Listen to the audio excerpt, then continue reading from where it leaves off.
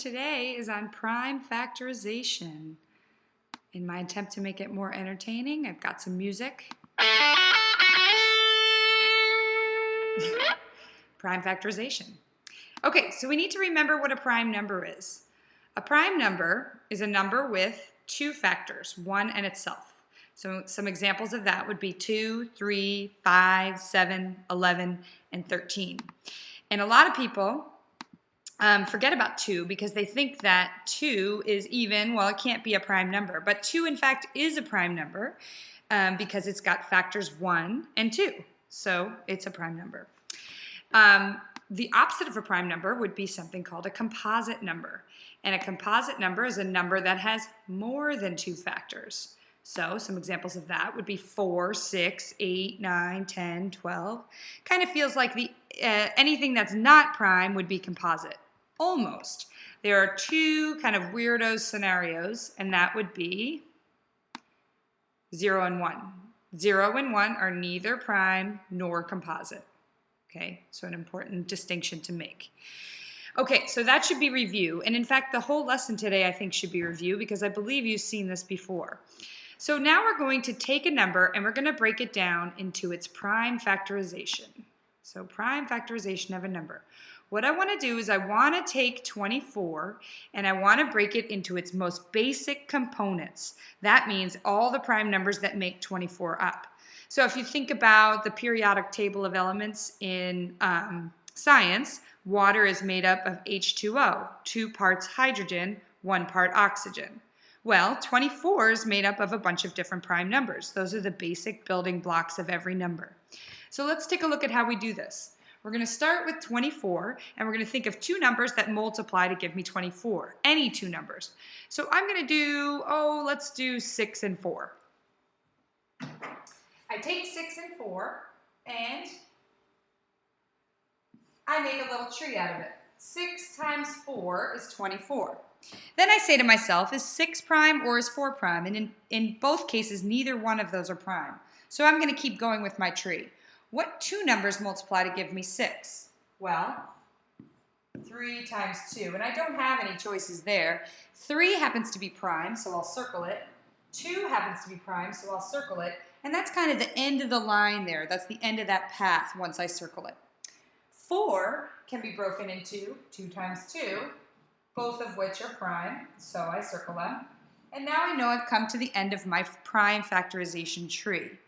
The best way to write 24 in its prime factorized form is using exponents.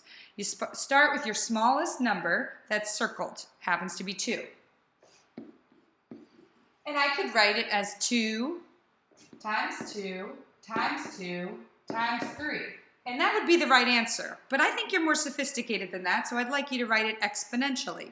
2 to the 3rd power times 3. And the way to check that would be if you plug this into your calculator right here, you would see that that would equal 24. Okay, and here's someone to celebrate your success. Here he is. Kind of not that big of a celebration. Okay, so now we're going to look at one that's a little bit harder. 120 has just a few more factors, and there's 2 ways to go about doing it. So I'm going to take the first way. I'm going to do 12 times 10. So, I'll take 120 and I'll separate it into a tree that is 12 times 10. Neither of which is prime, so I'll take 12 and separate it into 6 times 2. 2 is prime, but 6 is not. 6 becomes 3 times 2. All of those are prime. Now I've got to come over to the 10 because that's not prime. 5 times 2. Both are prime.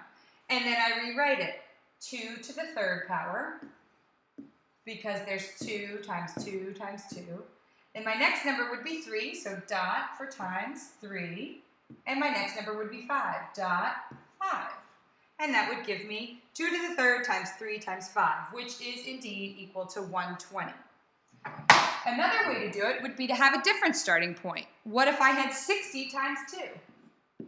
60 times 2 gives me 120, and 2 happens to be prime.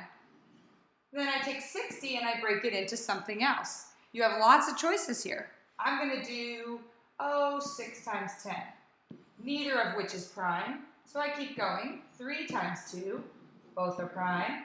5 times 2, both are prime. And then I write my answer. 2 times 2 times 2, or 2 to the third. 3 times 3, and 5 times 5. Notice how I got the same thing, which means that I did it right in both cases because they both need to equal 120, and they do.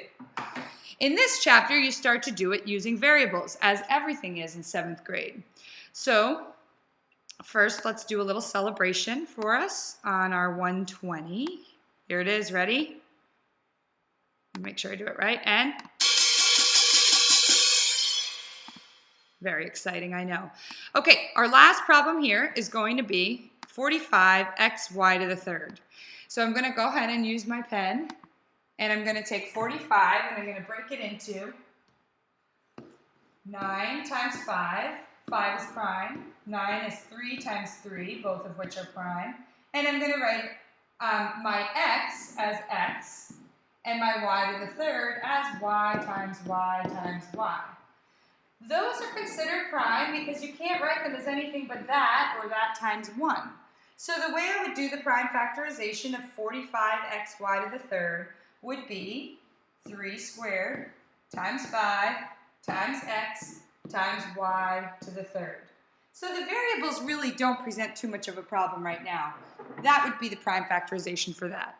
And just to add a little bit of flair and fluff to our presentation, let's have a little celebration. Here it is. We're done.